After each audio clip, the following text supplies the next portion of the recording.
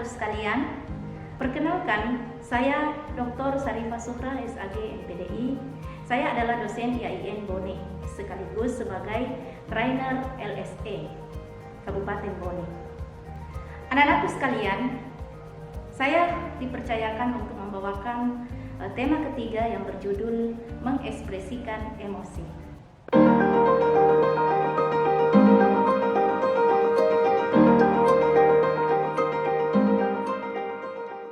Pada pertemuan kita kali ini, ada beberapa hal yang harus kita ketahui. Yang pertama adalah bagaimana mengenal emosi, serta jenis-jenisnya, lalu kemudian bagaimana cara mengekspresikannya. Karena emosi ini perlu diekspresikan.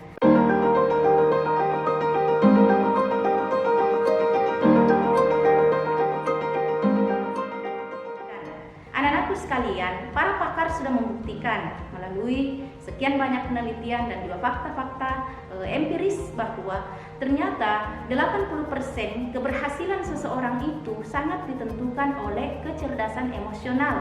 Nah, banyak faktor penyebab kenapa terjadi perubahan emosi, kadang marah, kadang sedih, iya. Nah, apa penyebabnya? Banyak.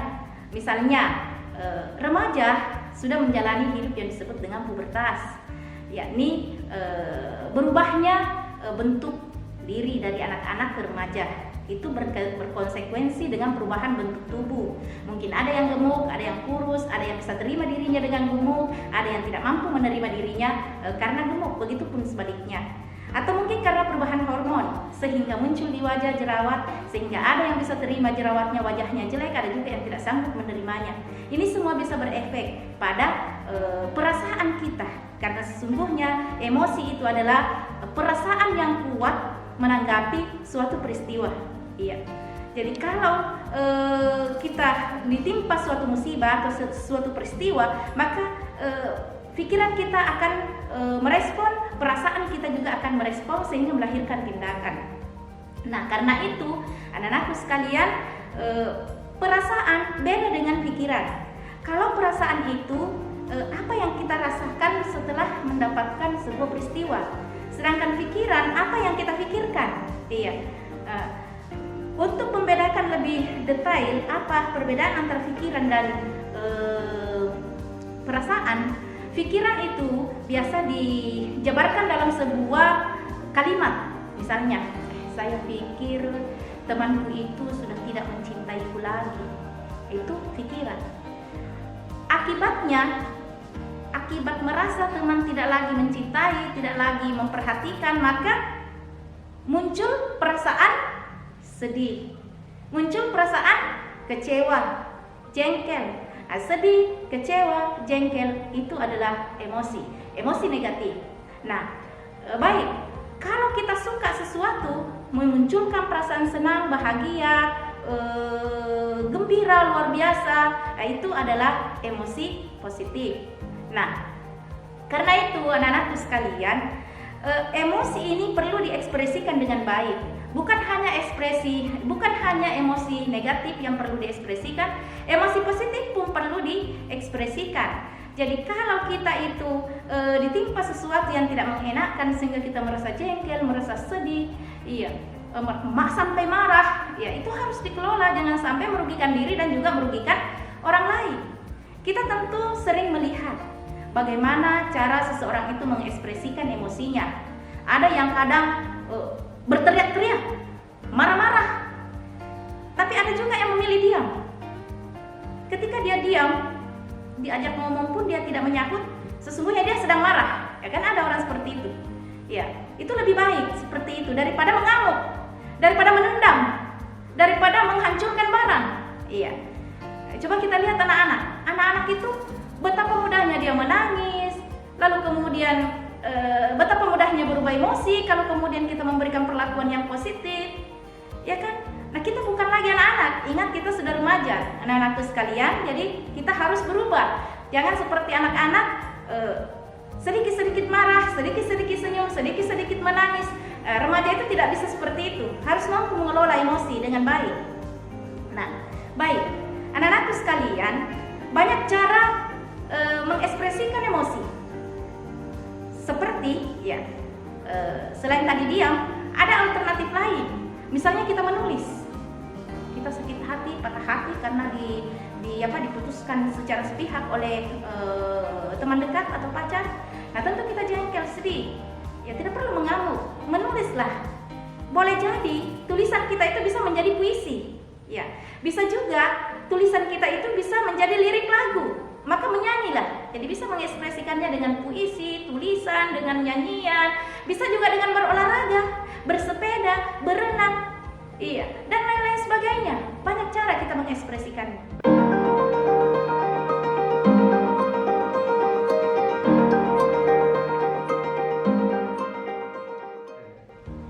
Baik, anak-anakku sekalian, selanjutnya kita akan mengenal bagaimana jenis-jenis emosi itu.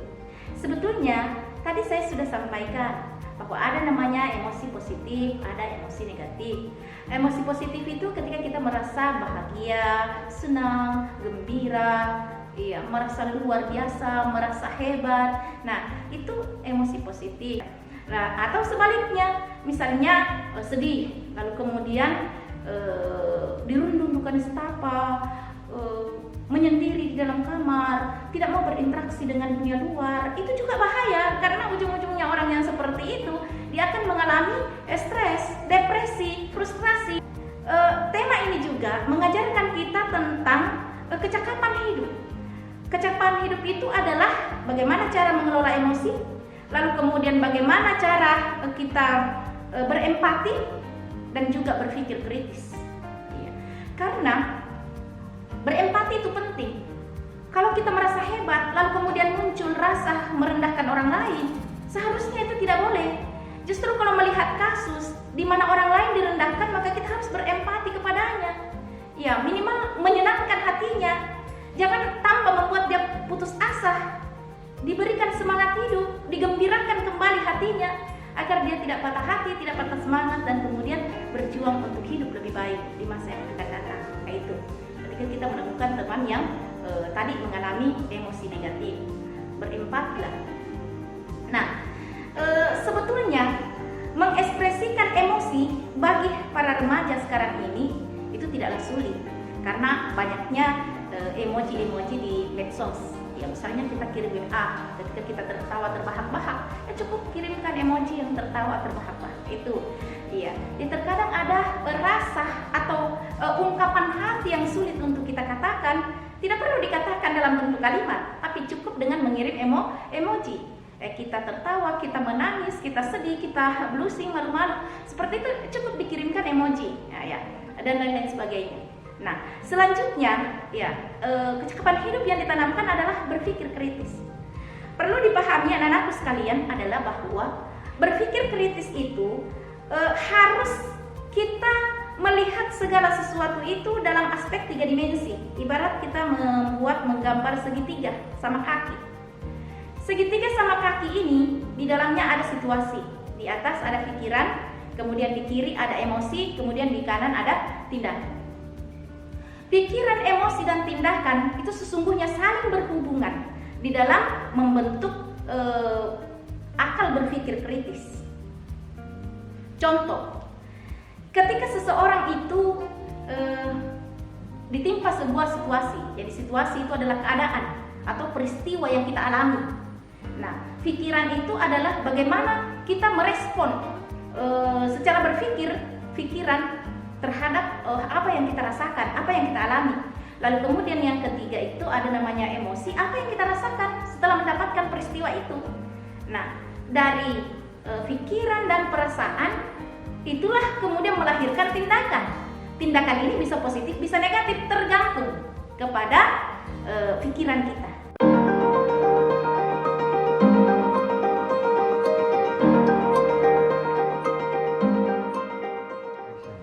Jadi, anak-anakku sekalian, tindakan itu sangat ditentukan oleh pikiran. Karena itu, pikiran ini perlu dijaga. Harus kita selalu positive thinking, jangan negative thinking. Karena kalau kita berpositive thinking, artinya berpikir positif, maka emosi yang muncul adalah positif. Begitu juga tindakan yang muncul akan positif. Contoh, saya berikan contoh kasus anak-anakku sekalian. grup kita atau tim kita kalah tipis dalam pertandingan grand final. Harusnya kita juara 1, sangat memimpikan untuk juara 1, tapi kalah tipis dengan lawan tim lain, sehingga kita harus pada posisi nomor 2. Nah, kalau pikiran kita positif dengan menggunakan segala potensi, kejelian melihat situasi dalam arti berpikir kritis, itu akan memunculkan pikiran positif. Misalnya kita mengatakan, wajar kalau kita dikalah, memang tahu timnya itu solid, akan begitu. Tapi kalau pikiran kita itu negatif, langsung kita mengatakan begini, pantas kita kalah kan? Itu Dewa Yurinya tidak jujur, iya. Atau pantas kita kalah karena memang itu curang bermain, akan begitu. Nah, kalau positif pikiran kita, wajar kita kalah karena tim orang lebih solid daripada kita, maka rasa kita itu, perasaan yang muncul itu, walaupun kita kalah tidak sampai jengkel, walaupun kita kalah tidak sampai sedih, karena kita merasakan bahwa memahami, menyadari bahwa kekalahan kita karena kita sendiri penyebabnya. Akibatnya kalau berpikir positif seperti itu, emosi yang muncul seperti itu, ya akibatnya kita akan melahirkan tindakan yang positif. Tindakan positif seperti apa? Tindakannya kita akan berlatih lebih giat lagi, kita akan bangun kembali kebersamaan di dalam berlatih agar supaya tim kita lebih solid dari lawan, sehingga pada pertandingan berikutnya kita bisa menang di grand final. Itu berpikir positif. Tapi sebaliknya kalau berpikir negatif, anak-anakku sekalian, ya seperti tadi bahwa wajar, pantas kita kalah karena curang bermain, karena Yurinya memang tidak adil, karena nepotisme Yurinya ada di situ ponakannya yang bermain. Kalau sudah seperti itu, maka yang muncul adalah dendam, marah, jengkel, ingin balas dendam. Emosi seperti itu yang muncul. Akibatnya tindakannya apa? Boleh jadi ketika keluar di lapangan dia tunggu itu tim lawan, lalu kemudian berkelahi di luar. Nah, itu disebabkan karena tidak mampu mengelola emosi. Nah, baik anak-anakku sekalian, oleh karena itu saya berikan lagi satu contoh nih, agar supaya anak-anakku bisa benar-benar terlatih bagaimana berpikir kritis itu. Ini contoh Reno dan Rini. Reno dan Rini ini sama-sama kelas 3 SMP yang tidak lama lagi akan menghadapi ujian akhir nasional. Keduanya memimpikan akan masuk di sekolah SMA favorit mereka. Nah, sehingga secara psikologis itu dia terbebani ingin mendapatkan nilai yang tinggi agar supaya nanti bisa lulus di sekolah favorit mereka. Akibatnya apa? Ya, akibatnya apa? Dua-duanya ini melakukan treatment. Reno menceritakan kepada orang tuanya, sedangkan Rini dia pendam sendiri. Jadi Rini memendam sendiri, sedangkan Reno menceritakan kepada kedua orang tuanya, sehingga orang tua Reno ini memberikan solusi. Nah, silahkan petakan pelajarannya, mana yang sudah dikuasai dan mana yang belum dikuasai. Yang sudah dikuasai itu tidak perlu dipelajari secara mendalam, tetapi yang belum dikuasai inilah yang diberikan waktu khusus untuk dipelajari, konsentrasi dibutuhkan. Namun demikian, jangan paksa dirimu Reno untuk belajar siang dan malam sampai lupa tidur, lupa istirahat. Seharusnya pandai membagi waktu agar tidak stres. Ya, jadi tetap harus dijadwal belajarnya, tetapi ingat, olahraganya juga harus jalan. Bahkan ayahnya menemani si Reno pergi berenang, pergi berolahraga. Lain halnya dengan si Rini. Si Rini ini karena dia berambisi sekali ingin meraih nilai terbaik agar bisa lulus dengan nilai tertinggi, lalu kemudian bisa masuk di sekolah favoritnya, maka siang dan malam itu dia betul-betul kerahkan seluruh tenaganya, pikirannya untuk belajar. Sampai tengah malam dia belajar, sampai pun lupa tidur. Akibatnya apa, anak-anakku sekalian? Si Rini ketika ujian itu jadi lemah fisiknya karena kurang istirahatnya, sehingga tidak fokus dalam menjawab soal-soalnya. Sedangkan si Reno ini benar-benar terkelola dengan baik emosinya, walaupun dia ingin sekali sukses menang dalam dalam ujian itu tetap mampu mengendalikan emosi. Akibatnya si Reno lebih sehat fisiknya, lebih segar berpikirnya, sehingga bisa lebih nyaman menjawab pertanyaan-pertanyaan ujiannya. Akhirnya si Reno bisa lulus ujian dengan baik dan masuk di sekolah favoritnya, sementara si Rini gagal. Karena itu anak-anakku sekalian, kegagalan sekali lagi bahwa kesuksesan dan kegagalan seseorang sangat ditentukan oleh kondisi mental atau emosinya. Maka kelolalah emosi kita dengan baik agar supaya kita bisa menjadi manusia-manusia yang sukses.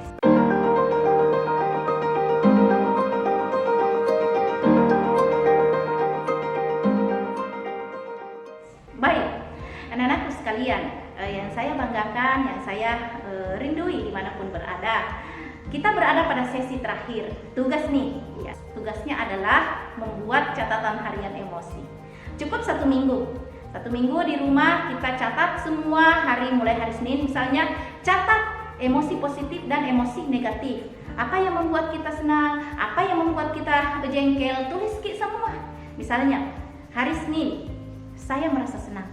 Kenapa senang? Karena dibelikan sepeda oleh ayah. Senang kan penyebabnya karena dibelikan sepeda. Itu catatan emosi.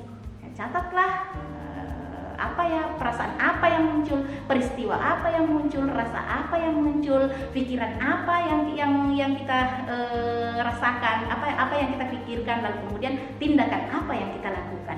Begitulah kita mengidentifikasi jenis-jenis emosi kita dan bagaimana cara kita mengekspresikannya. Nah, dengan berlatih seperti itu 1 minggu, insya Allah anak-anakku semua akan bisa memahami apa itu emosi, jenis-jenis emosi, dan bagaimana kita mengekspresikannya agar semua anak-anakku ini insya Allah ini bekal masa depan roh. Tidak hanya sekarang ini kau butuhkan, tetapi sampai kau bekerja, sampai wafat kita baru berhenti untuk mengelola emosi. Teruslah berlatih, semoga kita semua tampil menjadi manusia-manusia berkepribadian unggul dan kita bisa memberi manfaat lebih banyak bagi diri, keluarga, nusa, dan bangsa. Demikian, terima kasih anak-anakku, sampai jumpa. Assalamualaikum warahmatullahi wabarakatuh.